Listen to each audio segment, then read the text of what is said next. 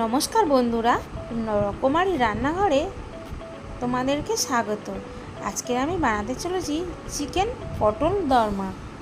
চলুন বন্ধুরা, দেখা যাক আজকের আমাদের রেসিপিটা। চিকেন পটল দরমা বানানোর জন্য আমি এখানে 7 পিস পটল নিয়ে নিয়েছি। পটল থেকে শাঁস বের করে নিয়েছি, দেখতে পাচ্ছ।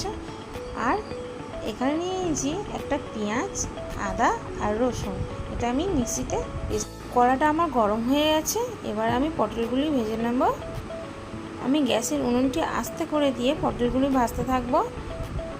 আর এখানে আমি গুঁড়ো হলুদ অ্যাড করিনি, তোমরা চাইলে অ্যাড করতে পারো, কারণ আমি এমনভাবে করতে চেয়েছি। পটলগুলি ভাজা হয়ে গেছে। এবার আমি মাংসের কিমা বানানোর জন্য পেঁয়াজ কুচি দিয়ে দিয়েছি।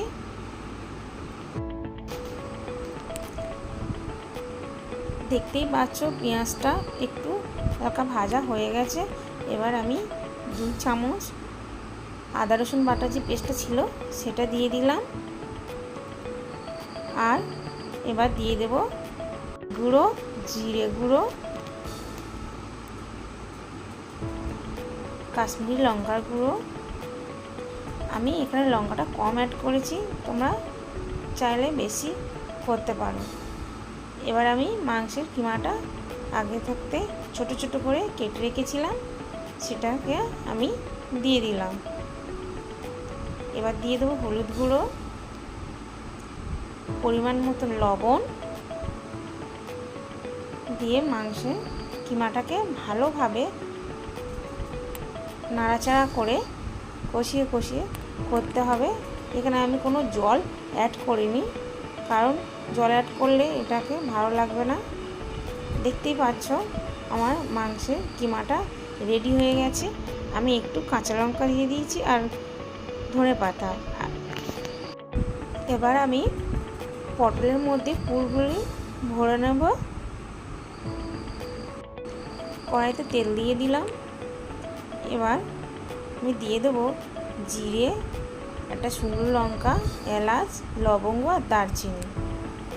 তেলের ওপর আমি দিয়ে দিলাম। একটু গরম হয়ে গেলে এবার দিয়ে দেবো 2 চামচ আদা রসুন বাটা দিয়ে দিলাম। আমি এখানে 2 চামচ অ্যাড করেছি, কারণ আমার 7টি পটল, তাই তোমাদের পটলের পরিমাণ বেশি হলে বেশি ব্যবহার করবে আদা রসুন। এবার দিয়ে দিলাম হলুদ গুঁড়ো, জিরে গুঁড়ো, ধনে গুঁড়ো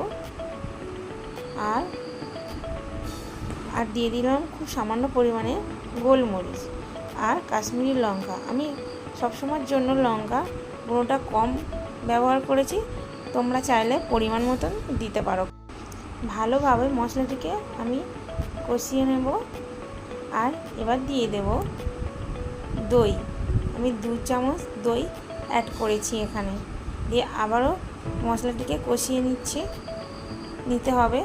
দেখতেই পাচ্ছ আমার গ্রেভিটা কত সুন্দর হয়ে গেছে। এবার আমি এখানে অল্প পরিমাণে জল অ্যাড করলাম।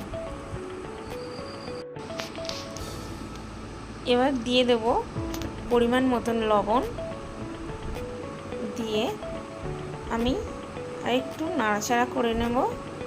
নিয়ে একে একে আস্তে আস্তে করে পটলগুলি আমি দিয়ে দেব, যাতে না ভেঙে যায়। আস্তে করে দিতে হবে আর উনুনটিকে আস্তে করে রাখতে হবে। আর আমি একটু ঢাকা দিয়ে দিলাম। কিছুক্ষণ পর ঢাকনাটি খুললাম। দেখতে পাচ্ছ বন্ধুরা, আমার পটলের দরমাটি রেডি হয়ে গেছে। এবার আমি দিয়ে দেবো গরম মশলা, সানরাইসের গরম মশলা আমি হালকা করে উপর থেকে ছড়িয়ে দেবো। দিয়ে একটু পটলের দরমাটাকে একটু নাড়াচাড়া করে নিতে হবে। আর আমি সব শেষে দিয়ে দিলাম ধনেপাতা। তোমরা ধনেপাতা না চাইলে নাও দিতে পারো। দেখতেই পাচ্ছ বন্ধুরা, আমার চিকেন পটলের দরমাটা রেডি হয়ে গেছে। কত সুন্দর দেখতে হয়েছে। তোমরা চাইলে বাড়িতে অবশ্যই ট্রাই করো বন্ধুরা। আমার ভিডিওটি ভালো লাগলে লাইক অ্যান্ড সাবস্ক্রাইব করে দিও।